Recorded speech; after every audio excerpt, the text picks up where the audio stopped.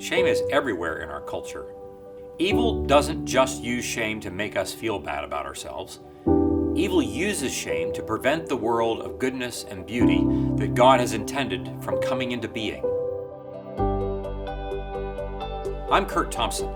I'm a psychiatrist who works with people to heal shame.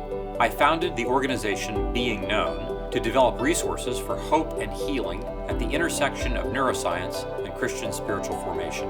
In this course, we will look deep into the soul of shame, revealing its ubiquitous nature and neurobiological roots. I will teach you some theological and practical tools to dismantle shame based on my years of researching its damaging effects and counseling people to overcome those wounds. This is a course that will teach you about a lot of those things with the intention of giving you the freedom to live the new life with the renewed minds that God intends from the beginning. When we do that kind of work, we better understand what shame is up to, but also enter into God's healing and what He is up to in the regeneration and renewal of everything that He has made.